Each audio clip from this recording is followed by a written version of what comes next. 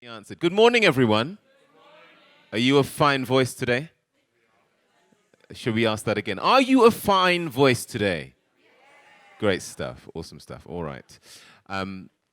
Victoria, it is the start of day 2. Tell us, what is in store for us today? It is. And I think it's really good to reflect on what we talked about yesterday. You know, the conversations around climate justice, health justice, and just basically how to fund those agendas. And also tapping into the power and the influence of civil society. Some pretty strong themes came out from those discussions. And one thing that really stuck out to me was a quote from one of the panelists, Alvin, who said yesterday, you know, it's the same storm, but different boats. And how do we kind of think through solutions with that in mind? And today we want to kind of take that thought forward in terms of creating a people-centered governance. And also looking at the freedom of expression, which I'll be co-moderating with Anne Gallagher, the Commonwealth Foundation Director General, and just looking around some of those themes, the challenges, some of the wins as well when it comes to freedom of expression in the Commonwealth. And then I think the most critical and important question we'll be asking, what does a Commonwealth for all actually look like, right? And hopefully it is representative of the people in this room and outside of it as well. So I'm looking forward to the conversations we'll be getting into, and I know you want to intro the first one, the first session for today. Yes, indeed. So our moderator this morning is Dr. Linda Yu, who is the Executive Chair of the Royal Commonwealth Society. She is Fellow in Economics at St Edmund Hall, University of Oxford, Adjunct Professor of Economics at London Business School, and Visiting Professor at the London School of Economics and Political Science. She has written and edited 10 books. The latest is The Greatest Economist, How Their Ideas Can Help Us Today, which is a Best Business Book of the Year selected by The Times. Linda Yu, please make your way to the stage. Please, round of applause for Linda Yu, Dr. Linda Yu. Joining Linda this morning is the Honourable Proteus Missoni.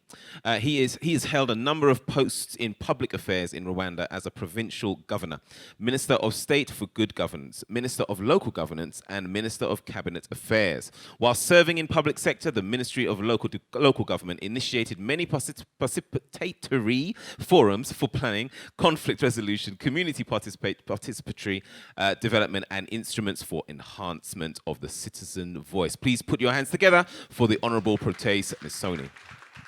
Brilliant. And next we have Dr. Chitekwe Biti, who is the Managing Director of Shack Slum Dwellers International, a network of slum shack dwellers organizations federated in cities in the global south, pioneering innovation in the field of community-driven slum upgrading. The movement brings together more than 1 million slum dwellers households into savings groups that prioritize the central participation of women, building trust and collective capacity. Please put your hands together for Dr. Beth Chitekwe Biti. Thank you. Welcome. Last but by no means least, Dr. Sohaila Nazneen is a fellow based in the governance cluster at the Institute of Development Studies and leads the work on gender and politics. Before joining IDS, Sohaila was a professor at the University of Dhaka, Bangladesh, and a fellow at the BRAC Institute of Governance and Development. Her research on women's empowerment, violence against women, and social feminist movement in South Asia and Sub-Saharan Africa has been published widely. Welcome to the stage. Round of applause, please. Dr. Linda, I'll hand to you. Thank you. Thank you so much. What a fantastic start to the morning. I am absolutely delighted to be here to moderate this hugely important session. And so normally I get invited to speak about economics, and believe me, this is much more interesting because economics has been defined as the science of telling you things you've known your whole life in a language that you can't understand. And that is the opposite of what we're going to do today. We will be talking about innovations in participatory governance. We will be talking about how we can make and perfect the process of democracy. We often think about democracy as a destination, but democracy is a process. And in order for it to be constantly improving, adapting, changing to circumstances, it requires participation. It requires people. And that's why the session is so important today. It's important in the context of the post-pandemic world is important in the context of the Commonwealth, of Rwanda, and I can't wait to get the thoughts of this panel into three broad themes that we'll tackle in the panel this morning. The first is, what does participatory governance mean to them, and why is this so important? And then I'm going to probe them, press them for some concrete examples of innovations, so we can use this as a learning. And that's one of the things about the Commonwealth that I think is a real strength, the ability to learn from each other. So we'll go concrete in the second part. And then in the final part, we will be talking about what can the Commonwealth do? Now that we know of these examples, we know the importance of the issue, what are some concrete things the Commonwealth can do? What are some call to actions that we can all do as we leave here this morning? So there will be opportunity to have your input and Q&A throughout this session. So I will be keeping I was going to say, my role is really timekeeper. And I'm a timekeeper, not just with my own timekeeping, but the amazing team from the Commonwealth Foundation will be WhatsApping me about the time as well. So when I'm glancing down, I glance over. It's because we have such rich content we need to get through. So with that, I'm going to turn to, first, Proteus to my left. I'm just going to pose that opening set of questions to you, which is, what does participatory governance mean to you, and why is it important now in this post-pandemic or living with COVID world? So the floor is yours. Thank you, Rita. Participatory governance, to me, means a governance that gives opportunity the citizens to have a role in decision-making, in planning, monitoring of the implementation of the decisions, and definitely on evaluation of it. Why should it be? I do think, first of all, it's even here or anywhere, you will find people are diverse. There's no single person who is like any other, either through knowledge, through experience, through retention. And it's important if you're going to conceive and manage a process, as many people as possible should have a role, a say. So to me, I see it as a right to a citizen to participate.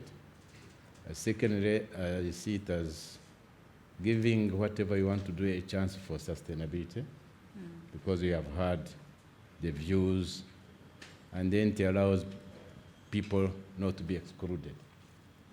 Later on, we shall see what you need to do to make sure that the exclusion doesn't happen. Now, coming to the present, as we saw yesterday, the pandemic revealed cracks in governance systems, in people-centeredness, where you found practitioners were completely surprised because we hadn't prepared for such to happen. And that gives us room to go back and rethink. How else do we prepare all aspects of the society to be prepared for the next pandemic? And how shall we see those who have to be prepared to come to the assistance of those who don't have? That's in a short. Really important points. Thank you very much. Same opening thoughts from you, Beth. Thank you. When I was thinking about this question yesterday, I'd written it's participatory governance is a seat at the table in a meaningful way. Then it occurred to me that sometimes they are not seats at the table. They are seats under a tree. They are seats in a boat. So participatory governance to me means meaningful ways of engaging the excluded to participate in designing solutions to their own challenges, holding duty bearers accountable for the delivery of solutions that they themselves also take part in developing. I think there's a lot of tokenism around participation. Just the one Excluded communities know this very well. Just the one young person in our midst, we have solved the youth participation. Just the one woman, just the one disabled person. For me, it's a lot more than that. It's really meaningful ways of engaging the excluded to not only contribute solutions, articulate challenges, but also participate in the solutions, and in some cases, even in also contributing resources to addressing those challenges. It means creating the space where agency is developed, nurturing that space where communities of the excluded can actually develop their own agency. Oftentimes, that space is not available. Thank you. Again. I guess in terms of the post-pandemic, Yes. sorry. No, those are great. I think COVID was a great equalizer. Yeah.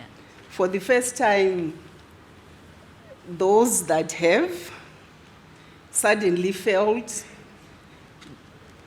just how desperate a mother not being able to have the resources to take their child to the hospital felt.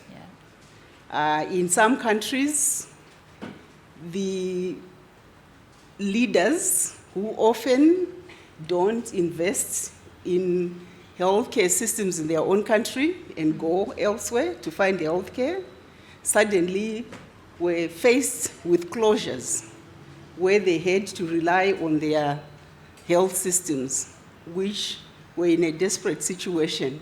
And for the first time, they felt the absolute hopelessness that the urban, poor, marginalized often felt. So I think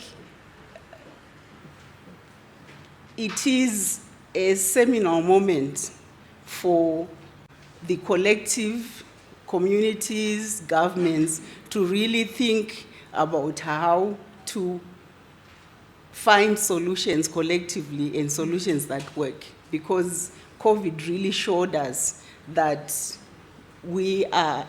it's the same with climate change in my opinion.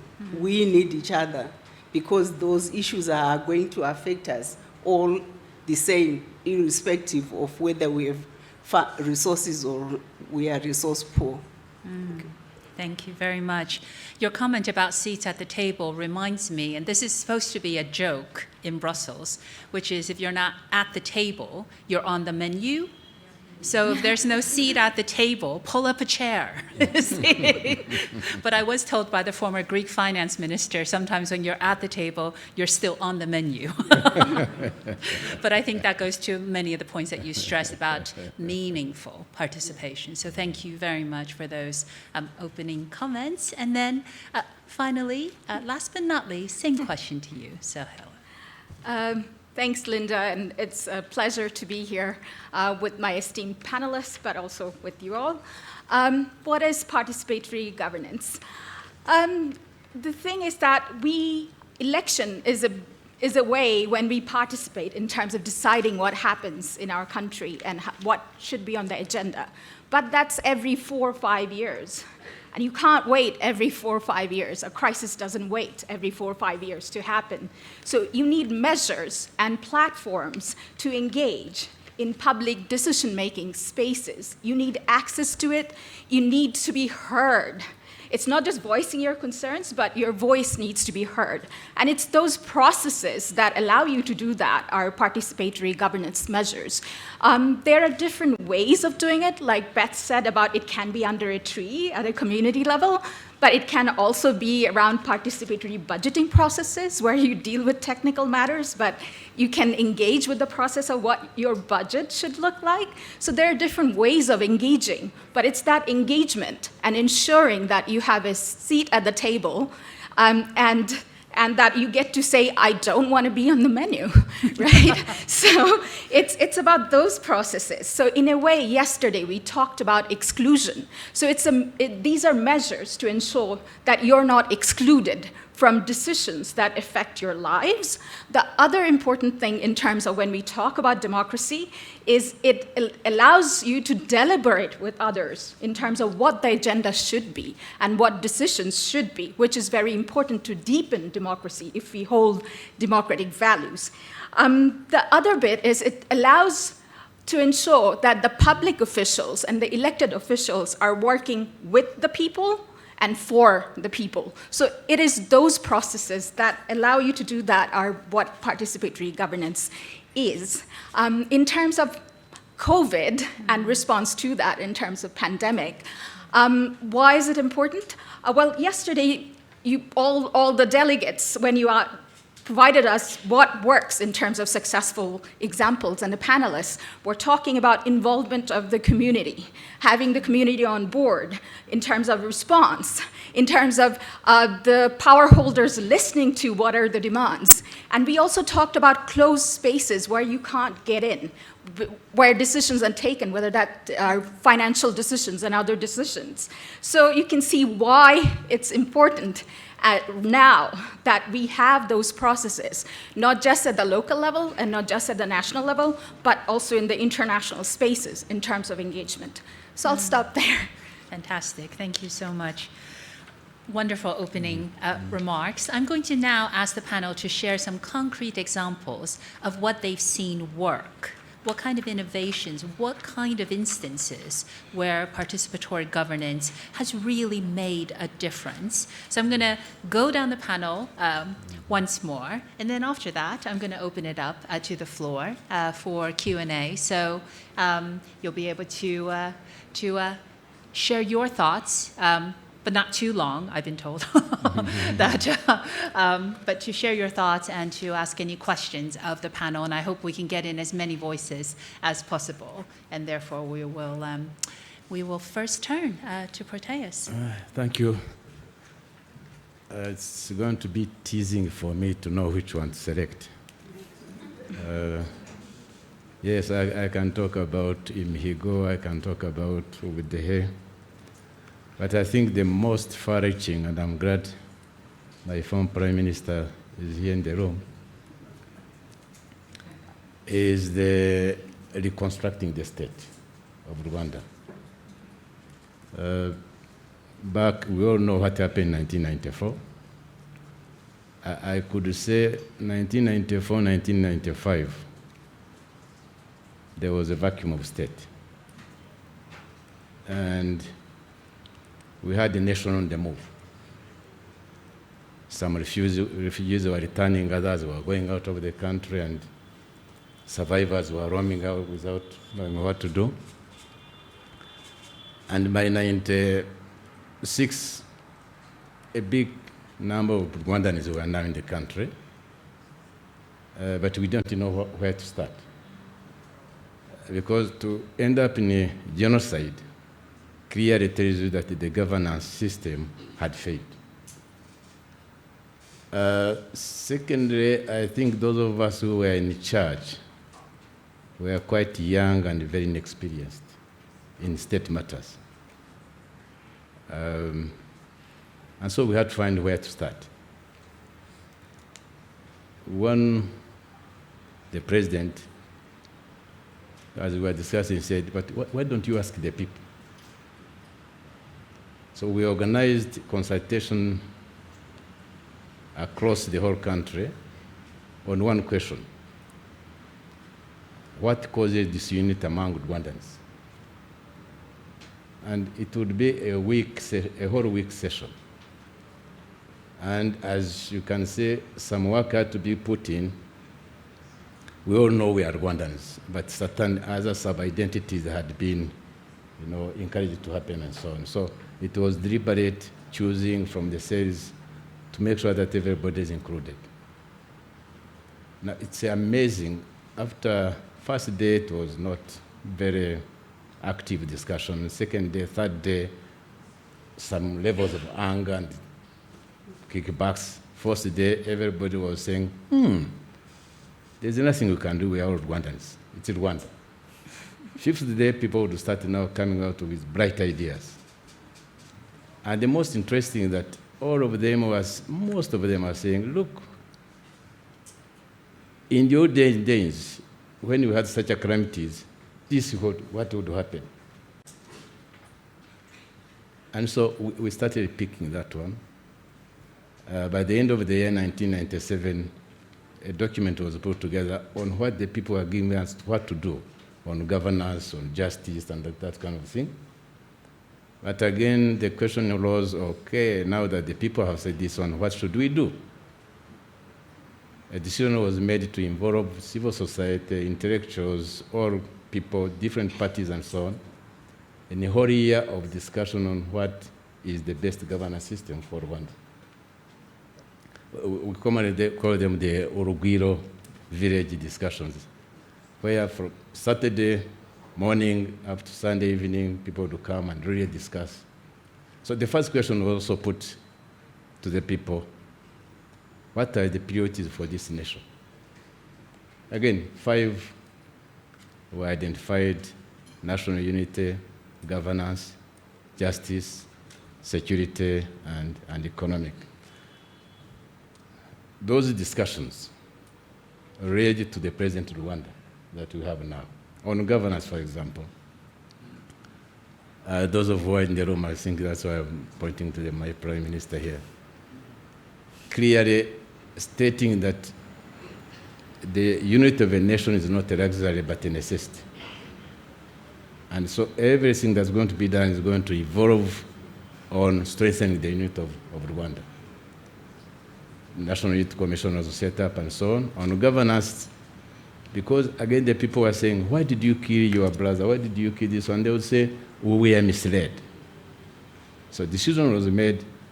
This time, any decision to be made must involve the people, so that consciously they cannot say, we were misled again. I have an interesting example. I may need to take a lot of time. I was part of the people who were conducting the exercise of what causes division among Rwandans.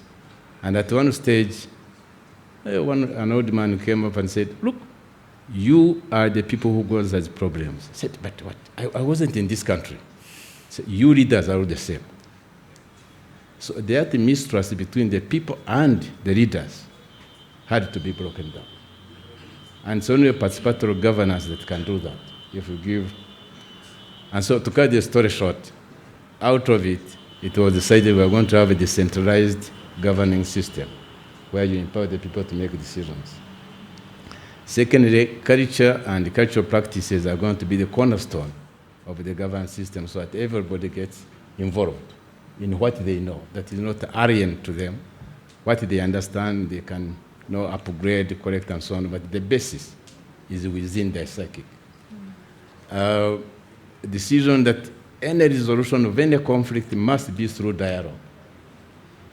And that one, a decision that a leader, no matter which party you come from, if you're in parliament, if you're in cabinet, you are a leader for the whole nation.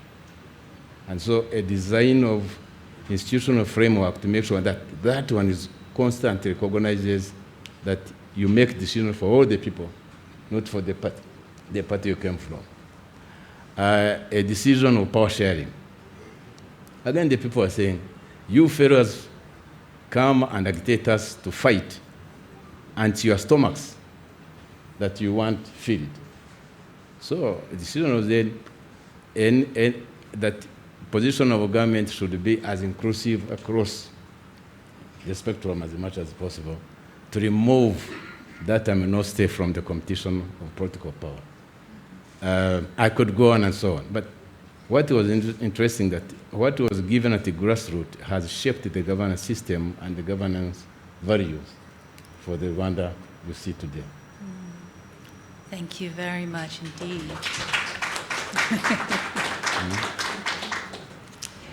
Well, I have forgot to talk about the famous Gacaca. Okay. Again, that's participatory justice system. And people were telling us, no, it happened in the year 1965. It happened on this one. No. 16,500 and so on. And people say, this is what would happen.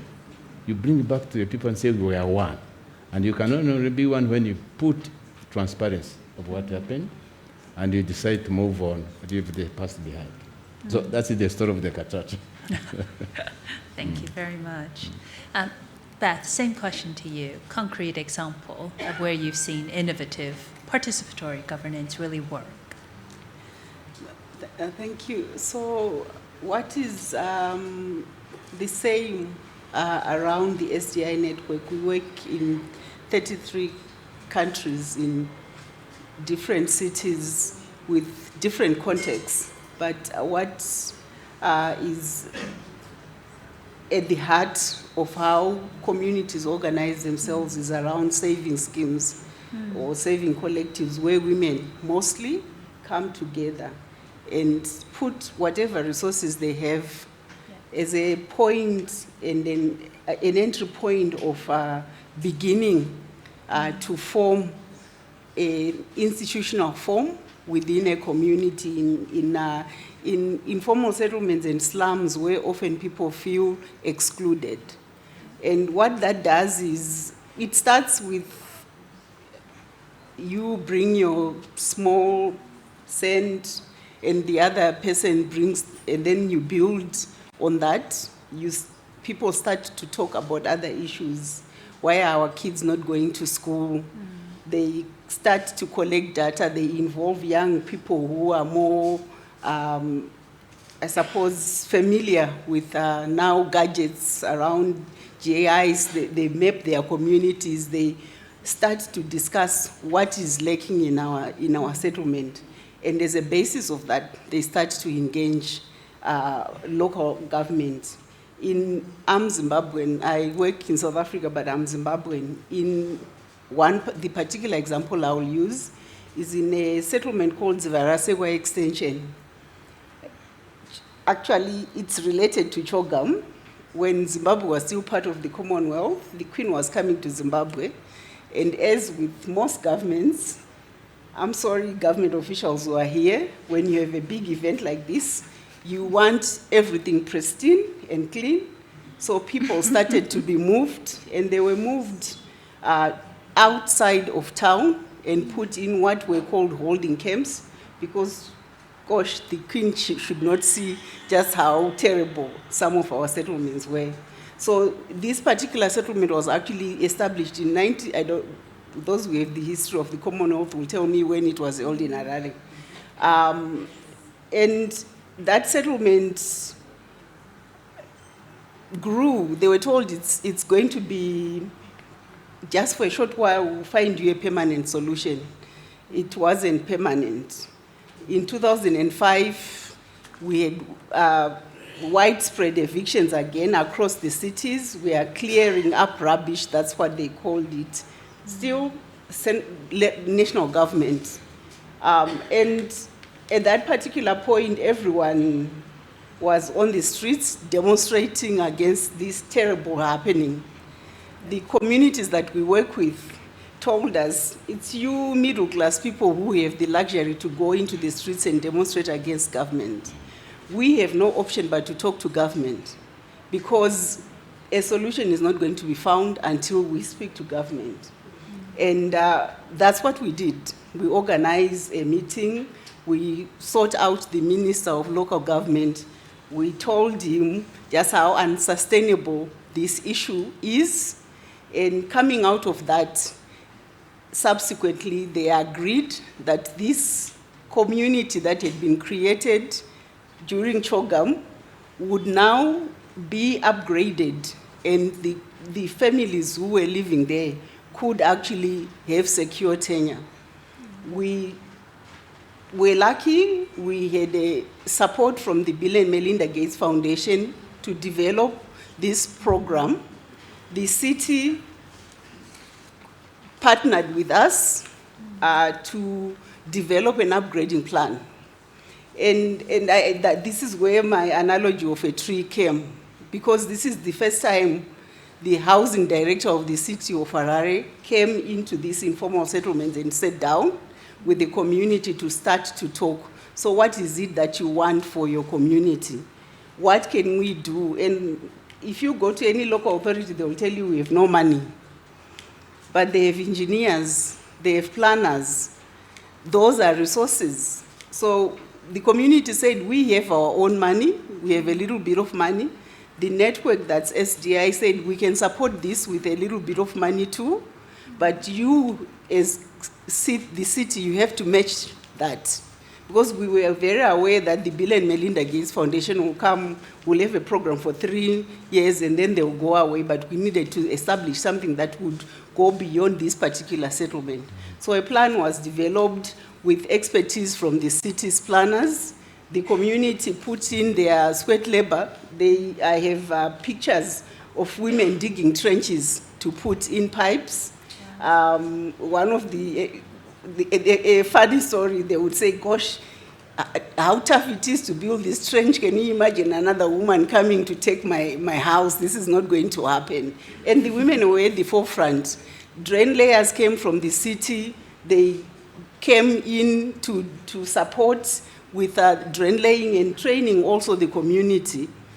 At the city level, what then happened was we got the council, elected officials, to pass a bylaw that set up a city fund that would replicate this process across the city. And that has become institutionalized within the city and how the city works. That particular project won an award. I am no longer in Zimbabwe. I went in March. I'm amazed at what people have done. I think close to 3/4 of them have been able to build their own houses using this initial city fund, which was only $200,000 US dollars. But people take small loans, they take $500 US dollars, they repay, they put their foundation, they repay, they take another loan, they repay, and other communities have been able to also benefit from that particular fund. But what is critical is that process has become institutionalized in the city and how it does things. Because I think what civil society organizations often suffer from is where we have to continuously pilot ways of doing things and demonstrating to government, demonstrating to city authorities, this is how we can solve this solution. But when that becomes institutionalized and it becomes part of how government does things, then you don't have to continuously redo. I could go on. I have a number of examples across the network. But what is critical for me is really an understanding within professionals who work in both government and city authorities, understanding that the city that they envision is very different to the city that poor people live in.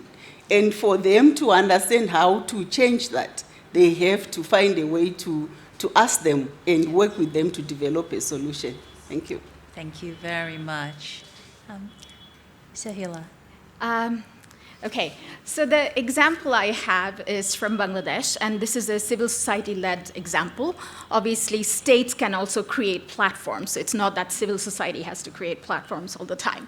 So this was an initiative to engage the citizens with the local government in terms of what their needs are, and then how do you distribute resources to meet the needs of the people in terms of what would be the planning that the local government would implement.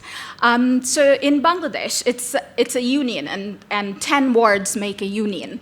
So you have to imagine sort of the geographical area isn't huge, but Bangladesh has a lot of people, 150 million, so it's quite densely populated, the wards. So the area that I'm talking about, it also had indigenous people. So in a sense, when the initiative was being designed, and which is something that participatory governance can address, and what we need to be mindful of is the power dynamics in the local community. So while we want to involve the community, it's not that community is unadulterated in a sense, that everyone is good. There is power dynamics there, and you need to think, okay, which people are excluded and why, and how would you address that if you're creating a platform. So for Bangladesh, the important thing here for the CSO was to keep in mind that gender is a big factor to address, because women's presence in public and women being able to speak in public platform is a barrier that you need to overcome. So when you create platforms, it's mainly the men, and mainly the elder men who would be involved, because age is also a dynamic there. And then, of course, I was talking about the indigenous population, so how do you involve them? So a key aspect of creating this platform and thinking through what are the formal rules of engagement, we talked about quotas. We talked about formal stipulation that you cannot have a quorum for a meeting unless you have particular groups of population present. You can have the formal rules, but it's also a negotiation with the majority sort of group in the community that why is that important.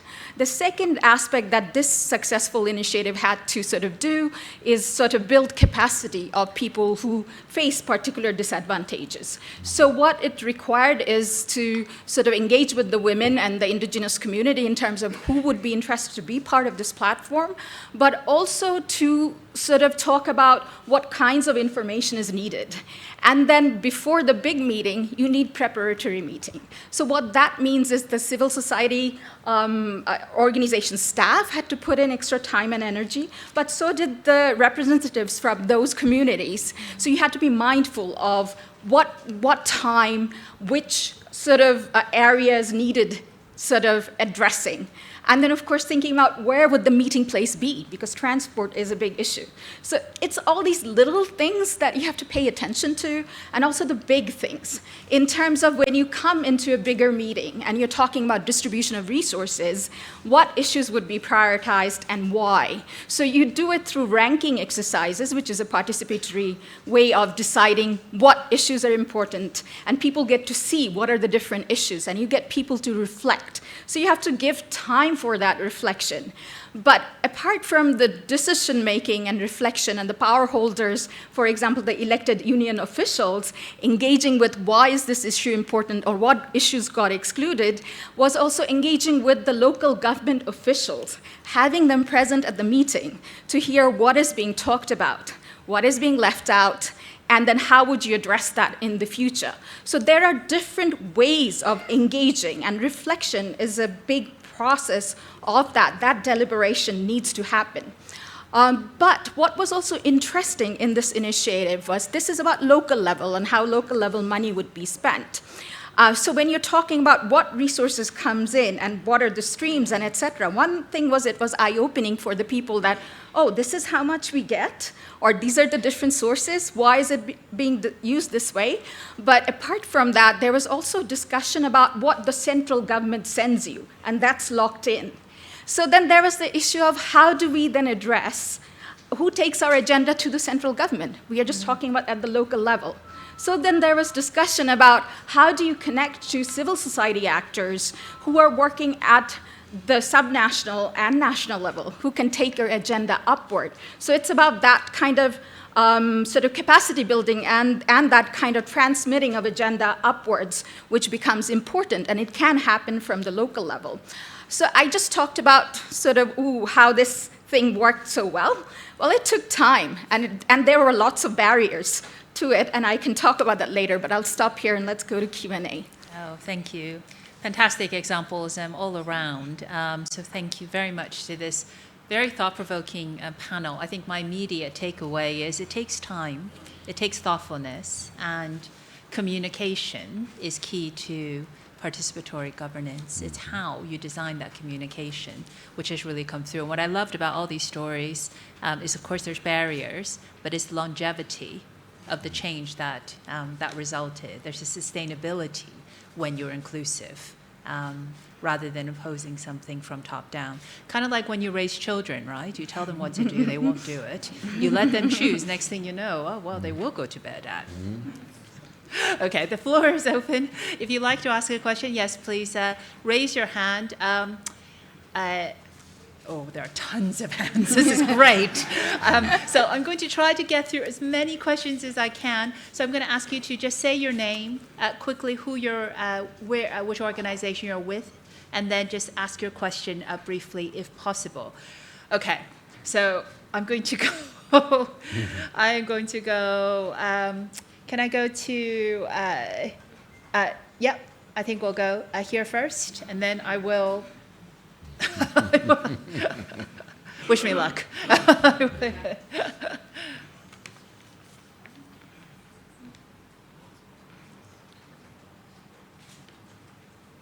Me luck. Yeah. There you go. Okay. All right. Good morning, everyone. My name is Famida Shamam. I'm from South Africa. I work with the Association for the Aged, which works with older people.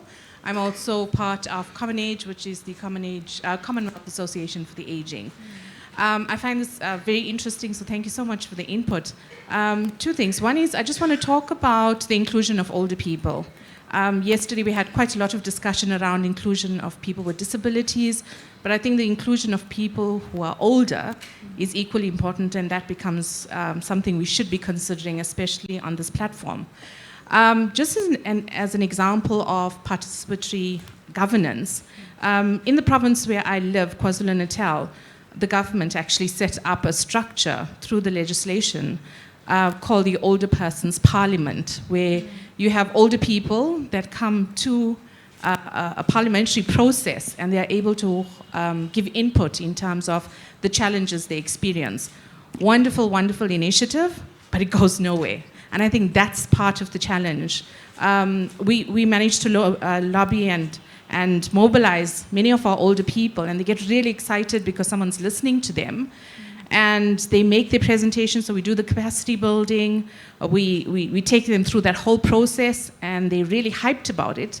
They give their inputs, and then there's nothing.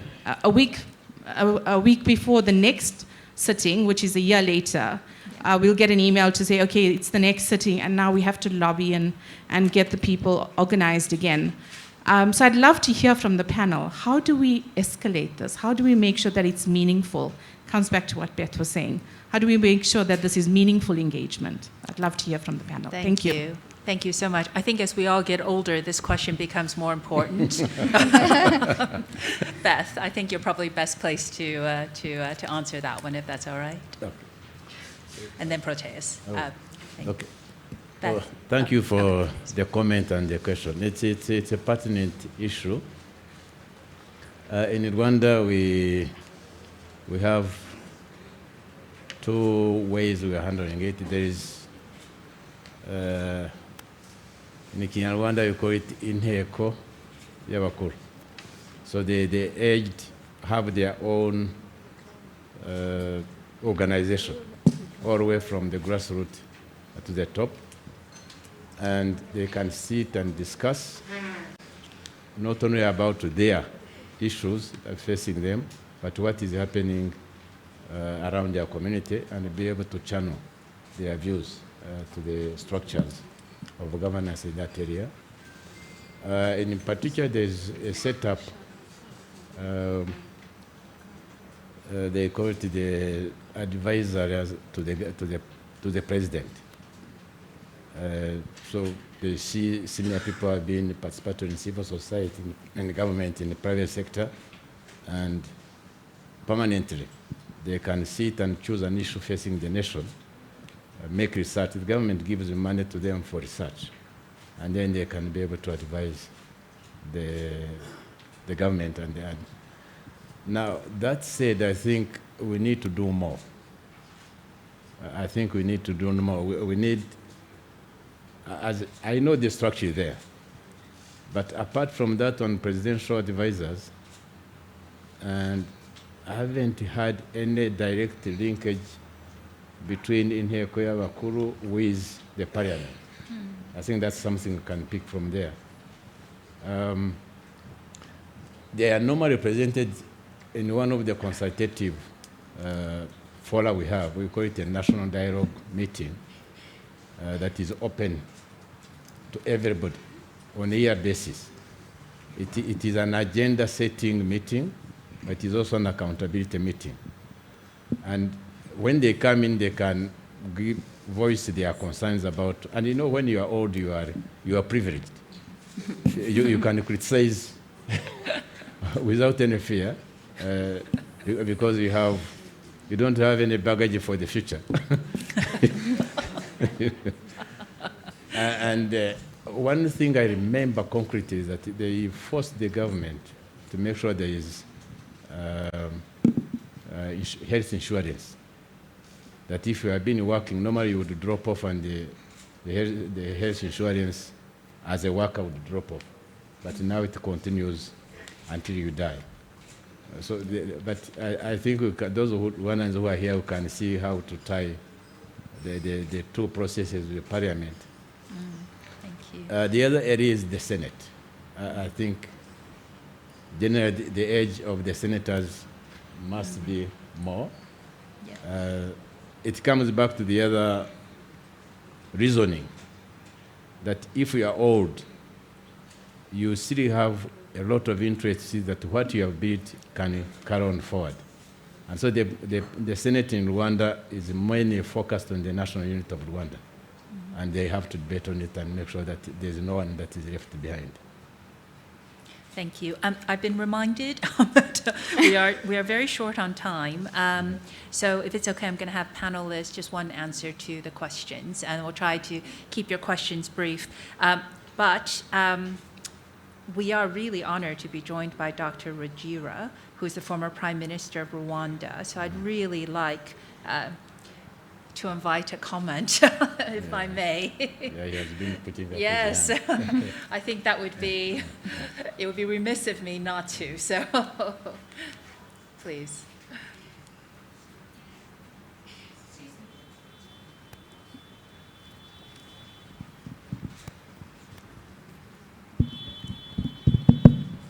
Thank you very much for giving me the floor.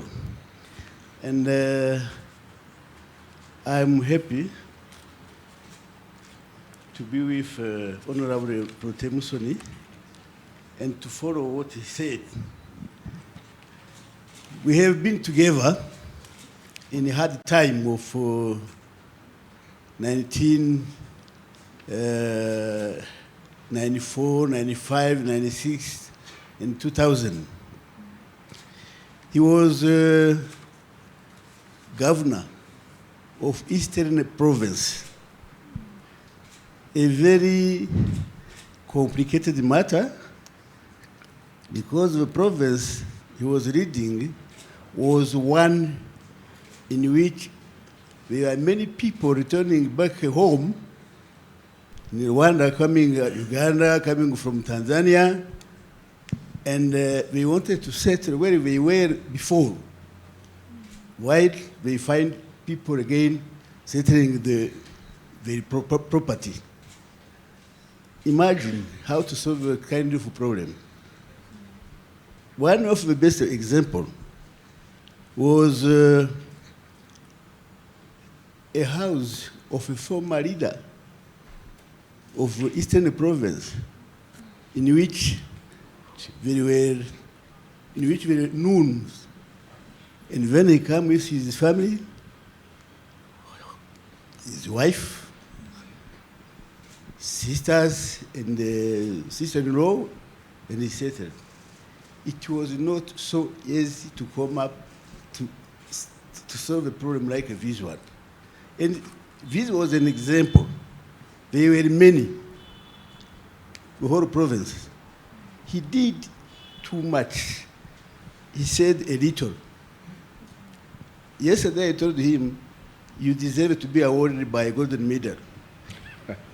He did really a lot. That time, I take the floor because I wanted to emphasize what he said. Rwanda in 94 was not really a country in which you can expect to live in. There was no hope. In 94, I was not Prime Minister. I was a Minister of Education. A very complicated matter also.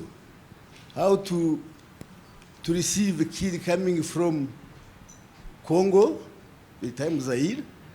They were using French. Uganda, they were using English. Kenya, they were using English. Tanzania, they were using Swahili. Burundi, they were using French. In Rwanda, they are using Kinyarwanda. It is not so common.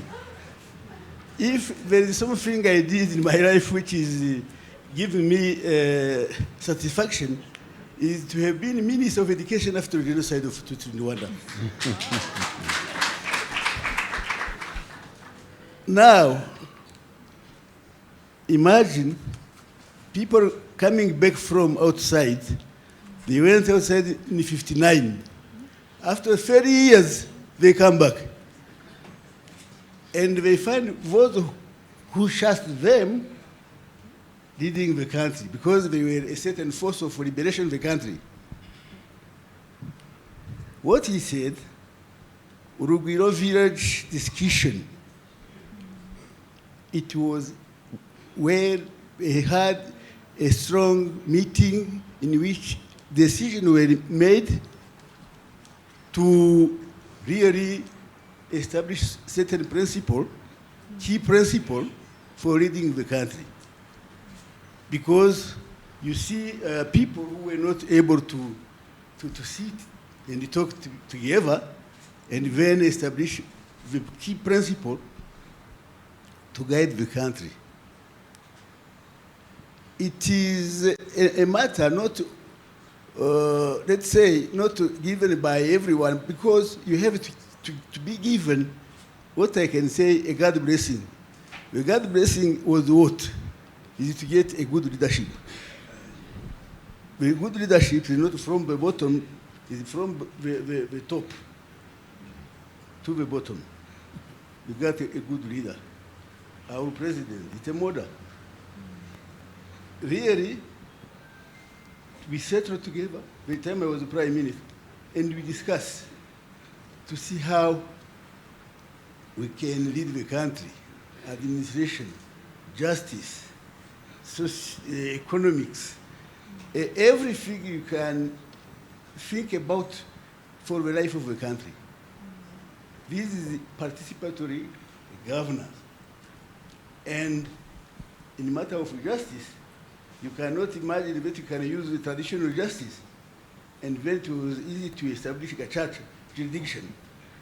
If a church jurisdiction, it's where we establish that kind of key to make it, not to punish people, but it's a reconciliative justice mechanism, is what we did.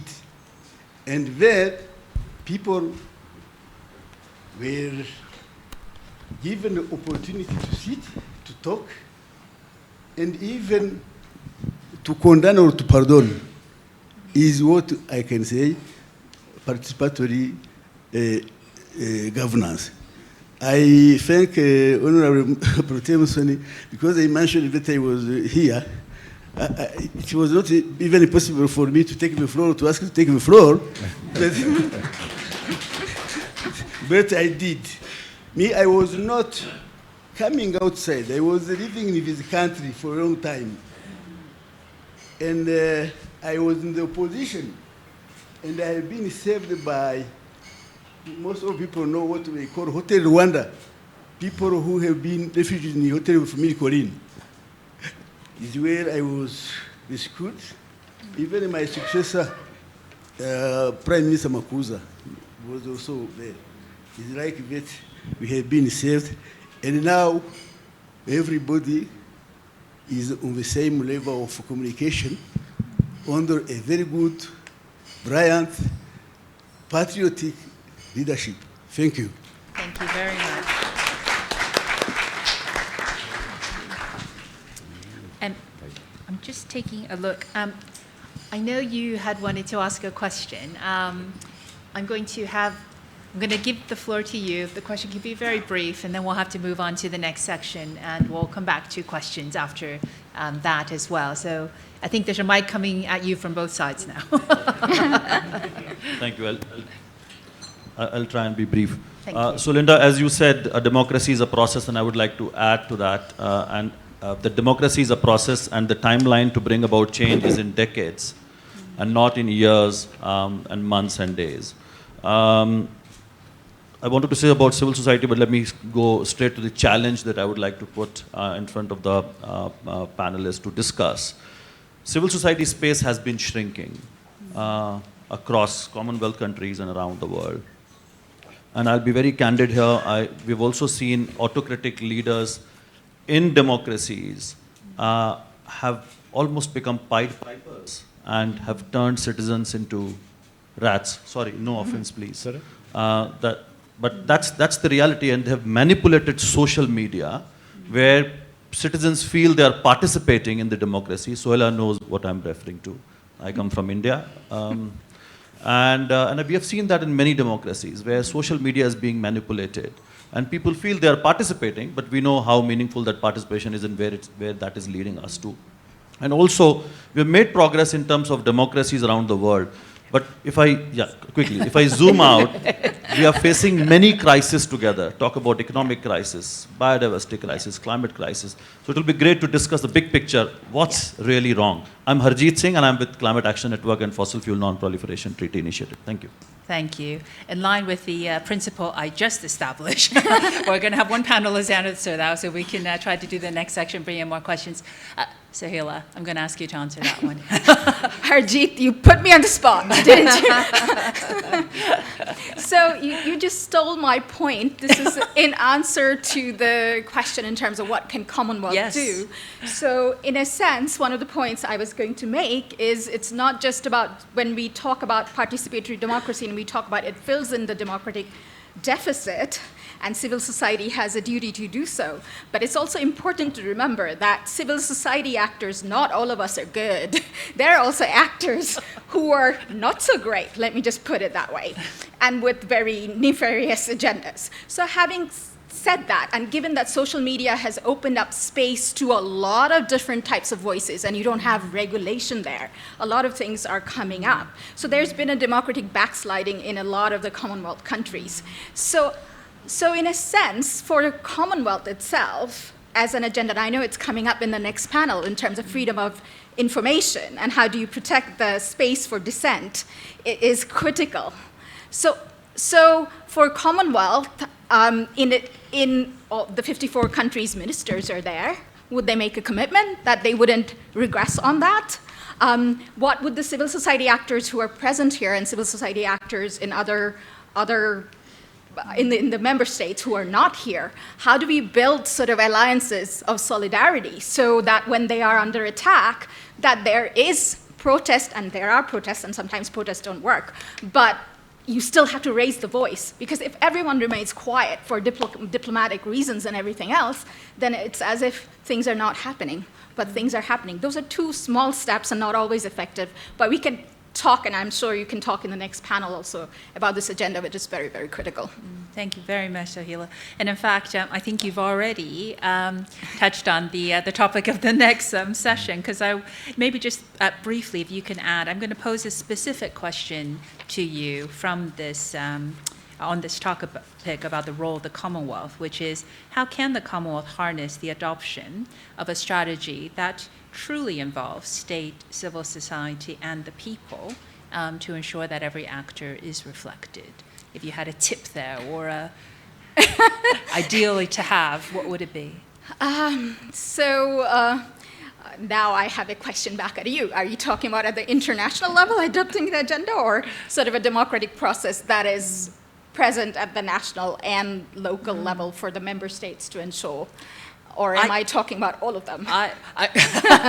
Well, I know at breakfast we talked about how important it was to get it onto the international stage as well. So maybe if you elaborated on that a bit, what can a Commonwealth of nations, of equal nations, how can they help translate, support each other in making sure that the Commonwealth is trying to enhance this process of participation, so civil society, people, and indeed governments?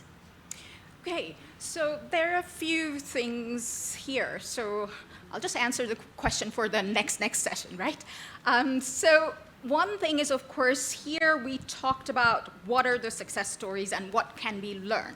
And this is about innovation and participatory governance, this panel, in terms of how do you enhance participation of people. So there are many success stories in terms of, from the panelists you heard, from different levels and from different countries, right? But it's only when we get together, we talk about it. So what's the mechanism? We need to think about a mechanism where, I mean, I know Commonwealth funds sort of academic exchanges and other forms of exchanges, but can it act as a knowledge bank? Is there a mechanism of setting it up as a knowledge bank where you can sort of draw on expertise of what works in what context, right? And I'm sure IT entrepreneurs would be really good at in terms of how you set up a knowledge bank. I'm not that kind of person. But there can be mechanisms set up in terms of learning from, how, in difficult contexts, how do you facilitate processes at the local level? Yeah. Then the other aspect is to think through in terms of member states, how do they consult the people and what filters up? And it's different for different issues. Yeah. But you have the leaders here. So they have made commitments in terms of deepening their democracies, and there are sort of creating mechanisms and different platforms. They already exist in certain countries. Like Famida talked about a particular platform which doesn't work. So why doesn't it work? And can we create pressure to make it work? You know, it's always different when states come up for review. I know for Bangladesh, when it comes for CSW review, suddenly gender becomes very important. So I'm sure Commonwealth does reviews. Reputation is very important for the countries. So what are the mechanisms for creating pressure? Yeah. And we need to think about that.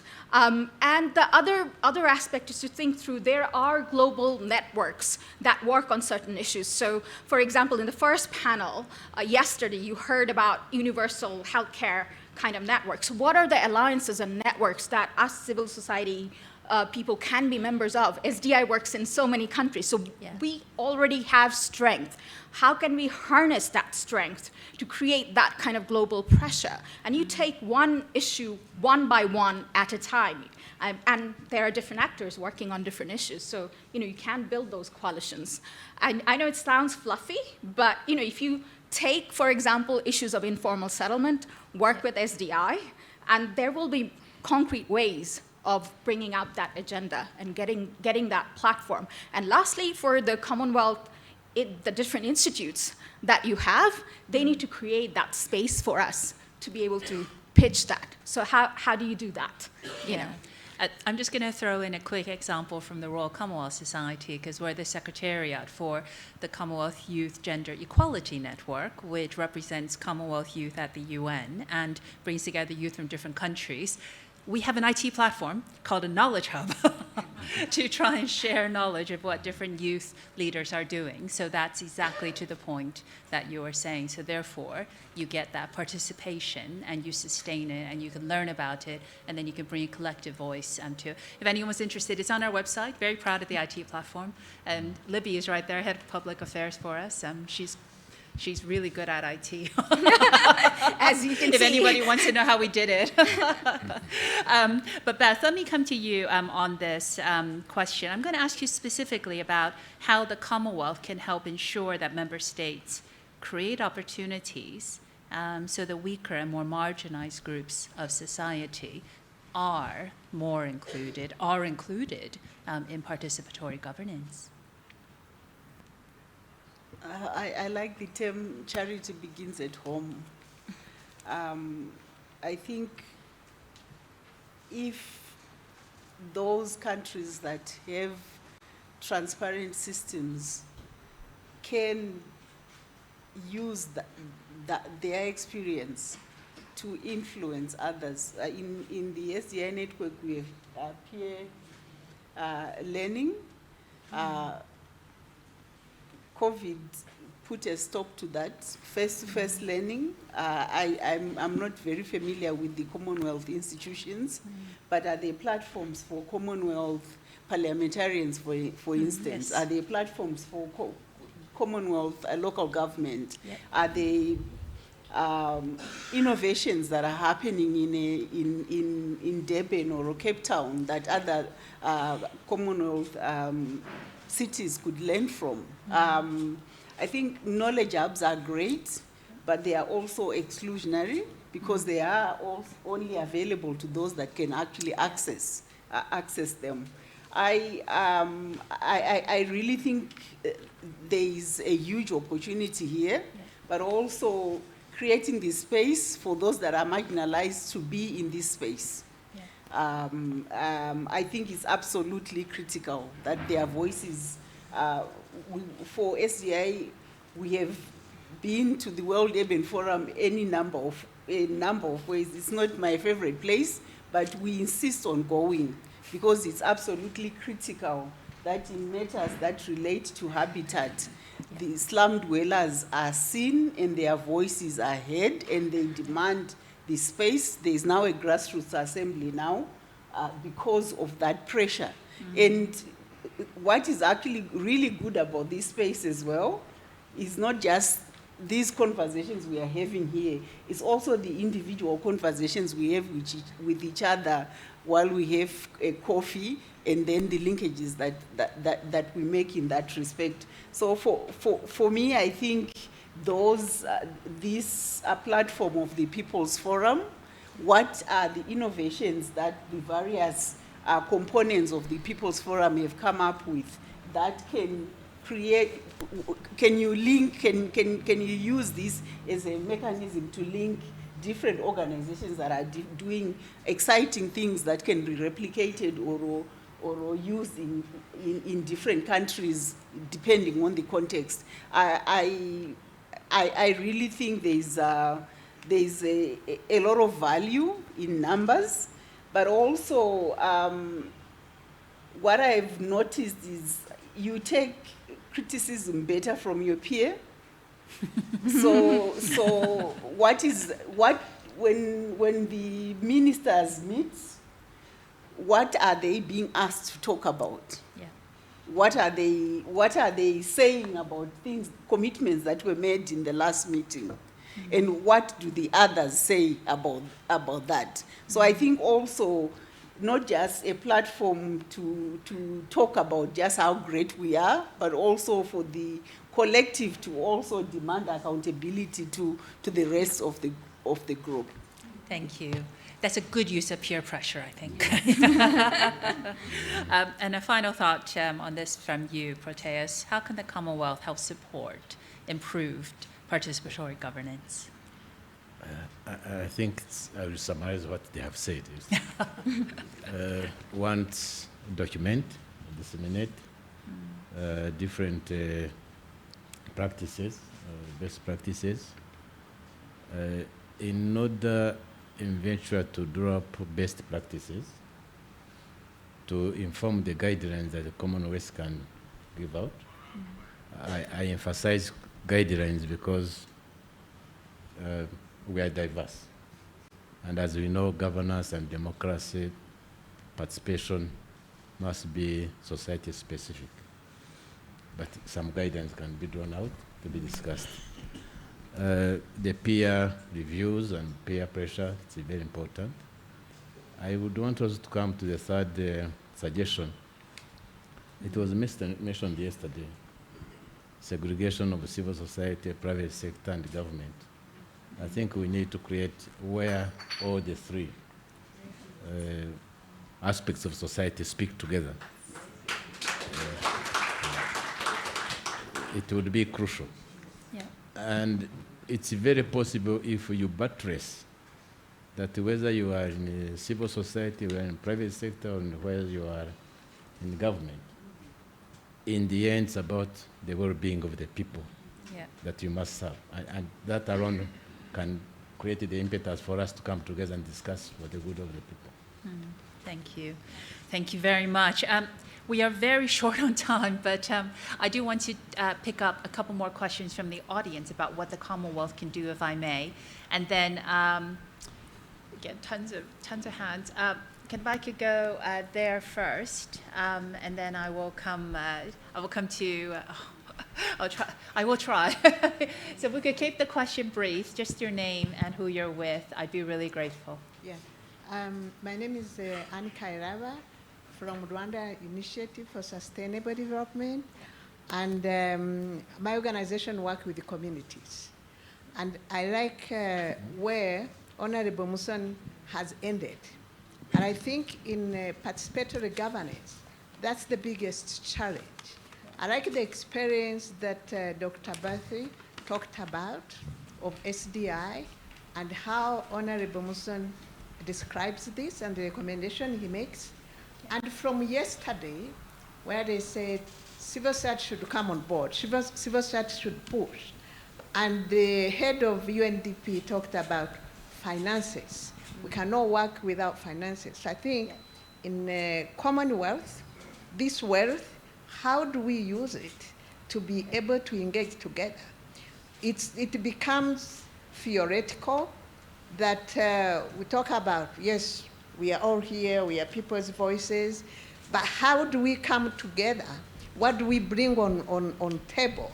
How can we be facilitated that together civil society, government, and private sector can work together? Because civil society, how does it get, how does it come, what capacity? So how can we share the resources we have to engage together? And that's what SDI, I think, has managed to do. Thank you very much. Thank you. So I think that's really a compliment that's to you more than anything else. So thank you. Okay, so I think we'll come here. Yeah, and then we'll go to, and then we'll move the mic across. Yes, please. Thank you so much for the well presented deliberations. And what my question is, my name is Sarah Kamau from Kenya. I am the chair Commonwealth Disabled People Forum. Yep. And moving forward, we are saying participatory governments must include persons with disabilities on the table. What governments are doing to make sure that when these decision tables are happening, that there is representation of a person who has the experience of having a disability in their life, so that they can put their issues on the table and on the policies that are there. And also, I'm just going to limit you to one question, if okay. that's okay, in the interest of time. Okay. It's a great question. Who would like to take that? Sahila, since you talked about quotas and... So I'll talk about socially inclusive budgeting, which is a process to look at budgets and look at how it's being allocated and by different categories, including for disabled people. And there are, and unfortunately it's not always done nationally, but there are initiatives at the local level to look at local municipal budgets and to involve the community in terms of how the distribution is happening and what needs are being met. So that's sort of an example of how you include people in terms of looking at the process and looking through what is being excluded and what is needed to move for the future. But if you say, like, in terms of looking at the entirety of Commonwealth nations and what is being done, there are very nice policies, as we know, but it's the challenges then, how do you implement the policies and how do you really create that kind of engagement? Great, thank you. I think if we can move the mic to the, I think he had a question. Sorry, did you have a question? Yeah. Yeah, I'm just picking up on my colleagues. Richard Rees, Secretary of the Commonwealth Disabled People's Forum. Our key demand to CHOGM this year is that governments provide a small percentage of their national income to disabled people's organisations. Without that, you will not get the voice of disabled people.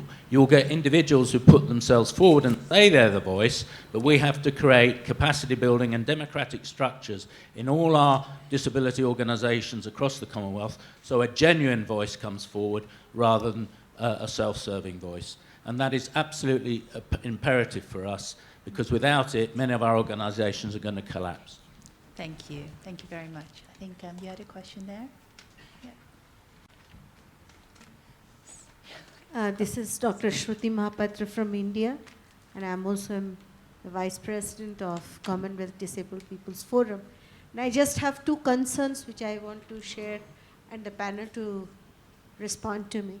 For participatory governance, you need two things. First is you need to know the data, the number, the statistics of people with disability. Across the South Asian countries, if you see, though WHO says we are 15% of the population, In country after country, in census, you find the number to be 2%, 3%. How do you address that concern, number one? Number two, for participatory governance, we need access to justice. Although we have a very strong we have a UN Convention on Rights of Persons with Disability and strong laws. Back in India also we have a very strong law called Rights of Persons with Disability Act. But when you look at the organizations which give justice to people with disabilities, these are highly politicized. These are all political appointments. So our voice doesn't get heard. So how as a group, the Commonwealth Group of Nations, the panelists here, can you address these two issues? Because the third pillar where we go to address our concerns is media. Sure. If you look at media, again highly politicized, mostly owned by politicians. So how are we going to get people with disabilities needs reflected and we become part of participatory governance? I would like the panelists to reflect on that. Thank you very much.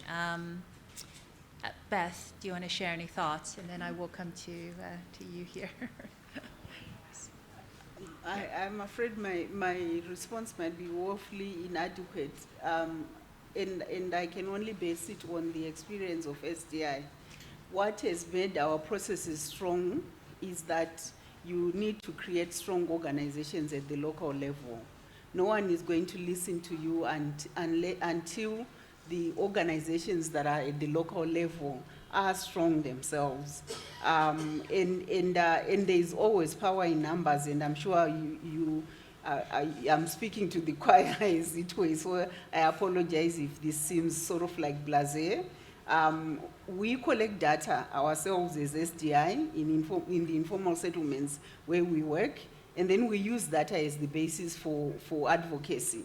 So I will give you an example. For instance, one issue, and we also actually have been challenged by people living with disabilities around how we include people with disabilities at the local community level in the processes that happen there. And some of the innovations were very minor. Like where I am from, we did pit latrines that if a person is on a wheelchair, they couldn't, they had steps, they couldn't get to the bathroom. So when we were challenged, we had to start thinking about having ramps, and it was a very small innovation around the structure of the toilet that made a huge difference for people who were living with disabilities in the community. And I agree, there definitely is a need for resources, because somehow organizing is critical to governance, but it's seen as something that the communities that are organizing should pay for themselves or should find for themselves, whereas it is critical to the outcomes of a government policy or practice. So I think it also is imperative. There are certain governments that actually give resources to organizations to mobilize, to meet, and I think it's a clarion call. If you value participation, you have to put your money where your mouth is, because otherwise it doesn't happen unless people have resources in order to be able to do so. Thank you very much. Final question here. Add something? Just a second. Yep. I totally agree that governments should fund the organization of disabilities or any of the vulnerable people, but you have forgotten the idea of representation in a key decision-making organs of the state. In Rwanda, the Organization of Disabilities elect people to the councils at the local government level and also at the parliament. So that way, issues affecting the disabilities will always be on the agenda and budgeted for. Thank you very much. Thank you. Final question. Yes, the former Prime Minister would like to add something there. Yeah. I want to compliment Honorable Musoni about people with disability. I didn't tell you I am a member of East African Legislative Assembly based in Arusha. It's a regional parliament of 6 countries, and soon 7 because the DRC is joining. In our system, Rwanda is unique. We have members from 3 political parties, and then a member representing women cookers, a member representing people with disability, and a member representing youth. It is exceptional. Thank you. Thank you very much indeed. Thank you. Finally, thank you, Linda. My name is John Paul Omolo. I work for PATH, lead advocacy for health R&D and regulatory harmonization. I'm based in Kenya.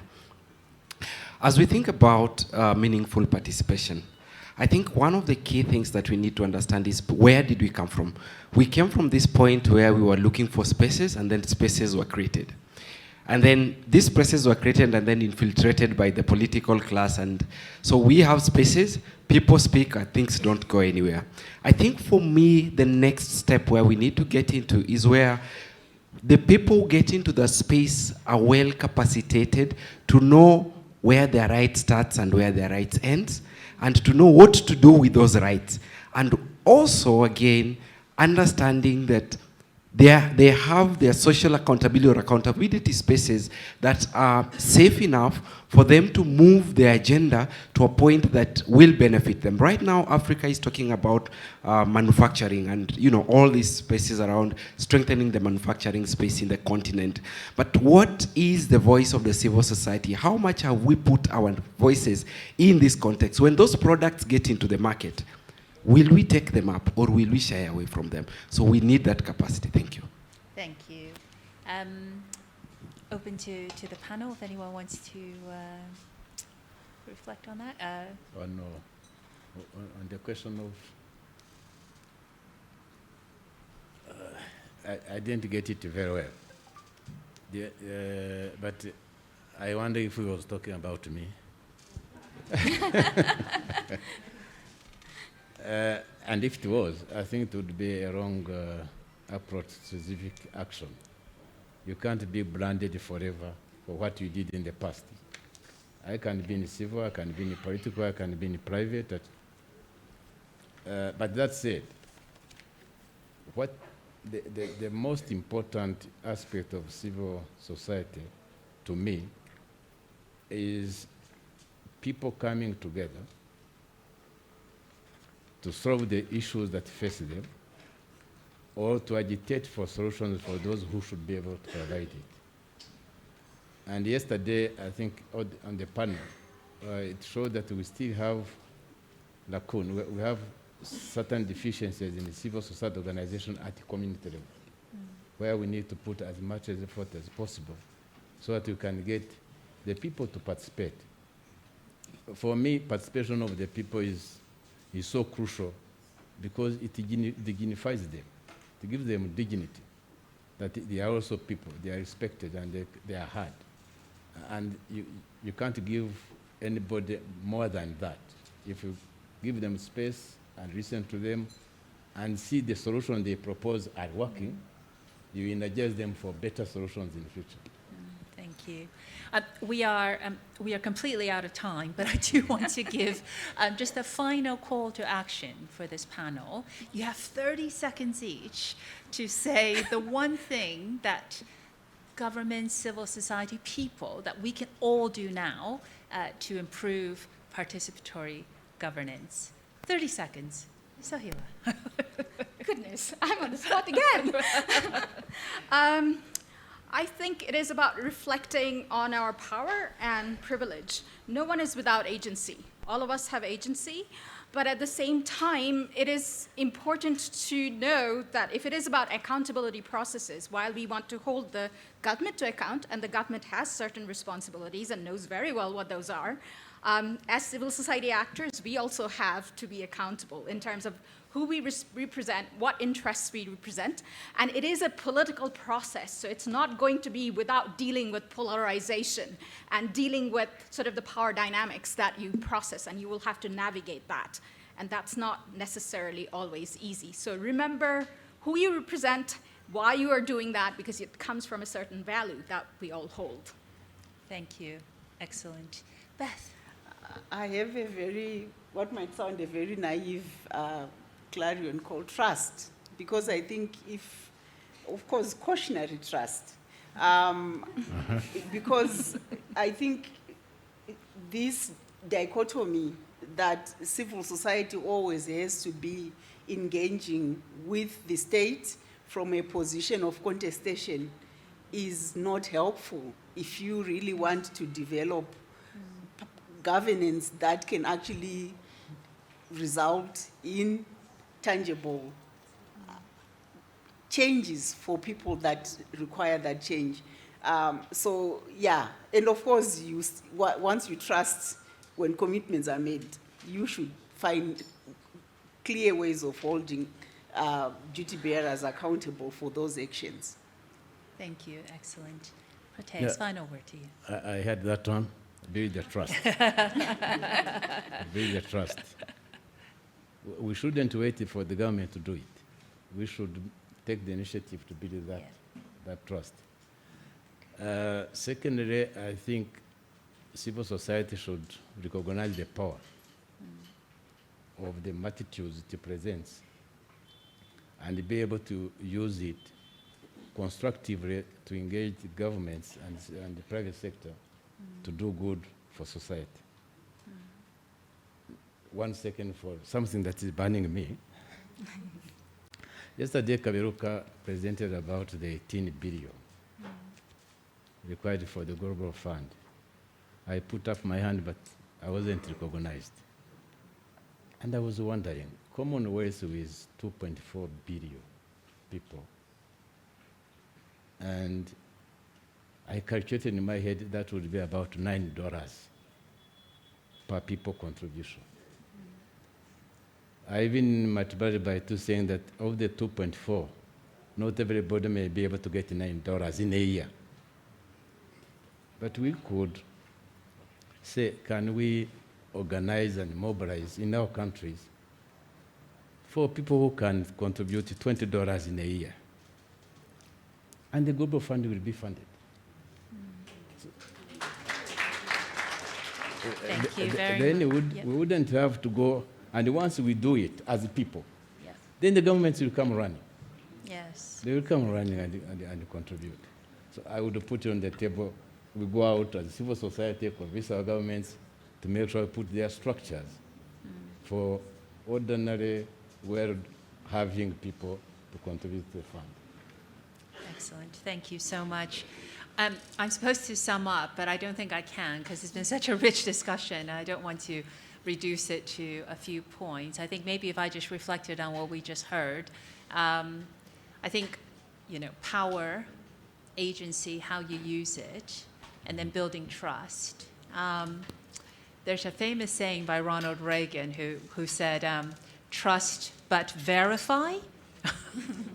So you need to build that trust, but you also need to challenge. And I think this process of talking, of challenging, of building trust, of using your agency and pooling our collective resources, I think these are wonderful calls to action that we can all take away. And I think the key that we've all been hearing is democracy is about the people. And I think we've heard some wonderful examples today about how we can innovate to better include people from all walks of society into this process. And the result will be a much better society and a better democratic system. So it's been an absolute pleasure to moderate this panel on innovations in participatory governance, and I think we've covered some hugely important ground, including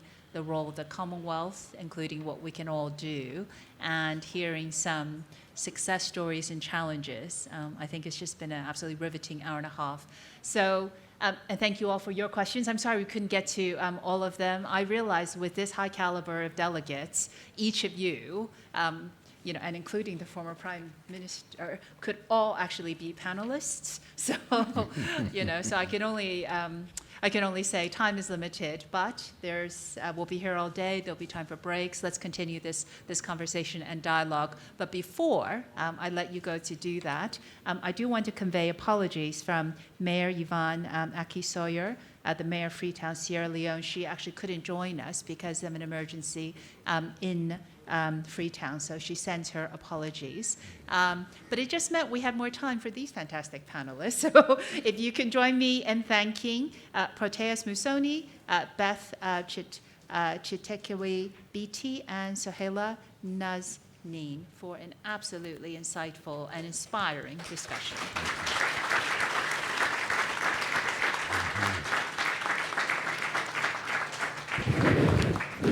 Thank you all. See you at coffee and tweet away. Fantastic, wonderful conversations there from the panel talking about participatory governance, keeping people at the center of leadership. It is a work in progress, Mark, It is. but it is not impossible. No. One of the things that I really loved what the Honourable Ms. Soni said was serve the well-being of the people. And I think that was a really interesting thing that came back from that. So we are about to go to a break, but I have a couple of requests and questions for you. How many of you danced with me last night? You danced? Did you dance? You did dance with me. Anybody else dance with me last night? If you danced with me, put your hand up. You danced with me. You danced with me. You danced with those people. You danced with me. Now, I'm going to ask that we take this break, but I need you back in the room, please, by 5 to 11. Everyone. How many of you were late this morning? Yes, most of you were late this morning. But I would like you back in the room, please, at 5 to 11. Now, that's my request. Promise me that you're going to do that for me. Yes? Promise me? Great stuff. Thank you very much. If you are late, then you will dance with me on this stage. Is that okay? That is going to happen during the next session. So please take a break now. Victoria said she'll dance with me as well, but she's not going to be late. She's just going to dance with me. I'll be on time. I'll you'll be be early. on time. Absolutely. Yeah. But we'll see you back here at 5 to 11.